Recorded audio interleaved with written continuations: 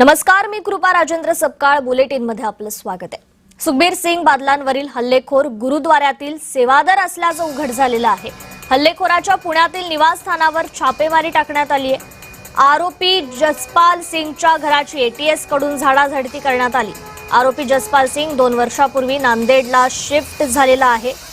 शिरोमणी अकोली दलाचे प्रमुख सुखबीर सिंग बादल यांच्यावर हल्ला करणाऱ्या जसपाल सिंग यांच्या पुण्यातील निवासस्थानावर दहशतवाद विरोधी पथकाने छापेमारी केली.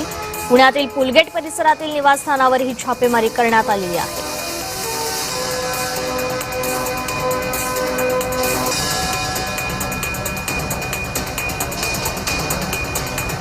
सुखबीर सिंग बादलांवरील हल्लेखोर हा गुरुद्वाऱ्यातील सेवादार असल्याचं समजतंय. हल्लेखोराच्या पुण्यातील निवासस्थानावर छापेमारी करण्यात आलेली आहे. पुलगेट परिसरातील खरं तर या निवासस्थानावर ही छापेमारी करण्यात आलेली आहे. त्यानंतर या आरोपीची संपूर्ण माहिती मिळण्यास मदत झालेली आहे. गुरुद्वाऱ्यातील सेवादार असल्याचं हा आरोपी खरं तर समजतंय. तर हेच ते पुलगेट परिसरातील या आरोपीचं निवासस्थान आहे. हल्लेखोर गुरुद्वाऱ्यातील सेवादार असल्याचं उघड झालेलं आहे.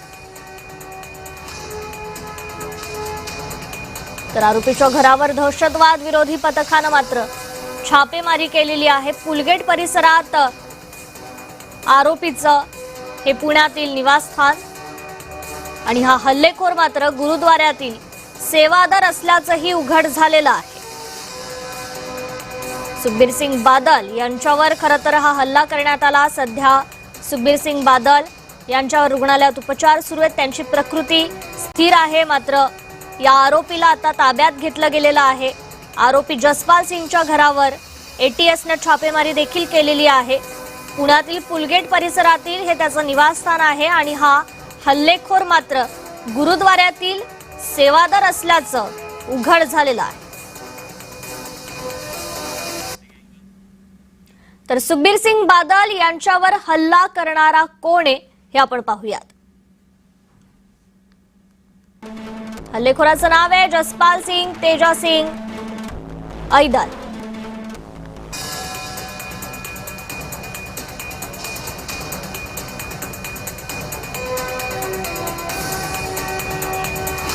अधिक अपडेट घेऊयात आपले प्रतिनिधी आदित्य भवार यांच्याकडून. आदित्य, खरं तर हा जो हल्लेखोर आहे हा गुरुद्वाऱ्यातील सेवादार आहे. पुण्यात त्याचं निवासस्थान आहे. एटीएसनं त्याच्या निवासस्थानी छापेमारी केली. अधिकची अपडेट काय? काल रात्री उशिरा एटीएस कडनं या घरावरती छापेमारी करण्यात आलेली आहे. पुलगेट इथे त्याचं निवासस्थानी होतं.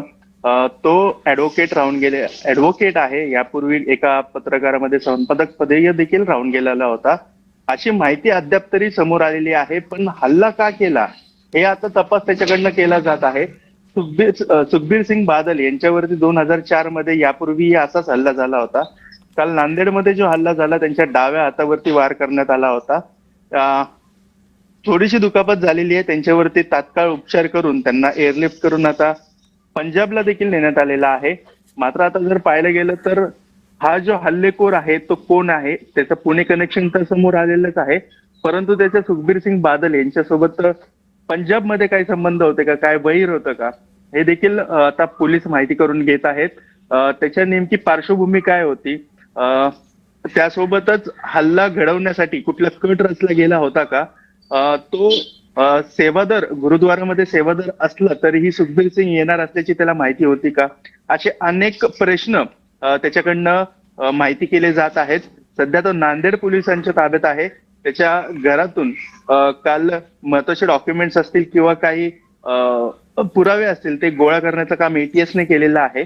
मुख्यमंत्री देवेंद्र फडणवीस यांच्या आदेशानुसार पोलीस यंत्रणा तत्काळ सगळी कामाला लागलेली आहे आणि सगळे पुरावे लवकरच समोर येतील अशी अपेक्षा आहे. कृपा.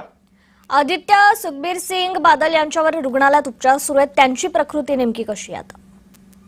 प्रकृती त्यांची स्थिर आहे. जसं मी सांगितलं की त्यांच्या फक्त डाव्या हातावरती किरपानने वार केला गेला होता. वार करताच नांदेड पोलीस ने दक्षता घेत आणि तिथल्या त्यांच्या बरोबर असलेल्या सुरक्षा रक्षकांनी दक्षता घेत त्याला तिथनं बाजूला काढलं आणि कृपाल सिंग यांना लवकर गाडीत बसून तात्काळ जवळच्या रुग्णालयामध्ये उपचारासाठी दाखल केलं होतं.